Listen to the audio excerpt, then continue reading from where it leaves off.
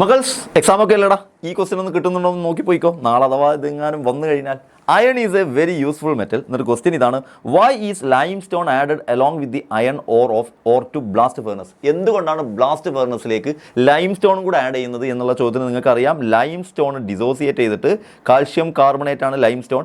അത് ഹീറ്റിൻ്റെ പ്രസൻസിൽ ഡിസോസിയേറ്റ് ചെയ്തിട്ട് കാൽഷ്യം ഓക്സൈഡുമാവും കാർബൺ ഡൈ ഓക്സൈഡുമാവും. ഈ കാൽഷ്യം ഓക്സൈഡ് അയണിലുള്ള ഗ്യാങ് SiO2 എന്ന് പറയുന്ന ഗ്യാങ്ങിനെ കളയാനുള്ള ഫ്ലക്സ് ആയിട്ട് ഇത് ആക്ട് ചെയ്യുന്നു. അപ്പോൾ ഫ്ലക്സ് ആയിട്ട് ആക്ട് ചെയ്യാനുള്ള CaOനെ തരുന്നത് കൊണ്ടാണ് ലൈം സ്റ്റോൺ നമ്മൾ ആഡ് ചെയ്യുന്നത്. അത് നിങ്ങൾക്കറിയാം. Which is the substance used to reduce iron ore. Iron ഓറിനെ റെഡ്യൂസ് ചെയ്യാൻ ഉപയോഗിക്കുന്ന സബ്സ്റ്റൻസ് ഏതാണ്? Carbon monoxide. കാർബൺ മോണോക്സൈഡ് ആണ് ഇരുമ്പിനെ റെഡ്യൂസ് ചെയ്യുന്നത്. Write the name of the iron obtained from the blast furnace. Blast furnace എന്ന് കിട്ടുന്ന അയണിൻ്റെ പേരെന്താണ്? Pig iron. പിഗ് അയൺ എന്നാണ് പേര്. അങ്ങനെയാണെങ്കിൽ എൻ്റെ മക്കളോടുള്ള ചോദ്യം എന്താ അറിയോ? അങ്ങനെയാണെങ്കിൽ പിഗ് അയണിൽ 4% ആണല്ലോ കാർബൺ.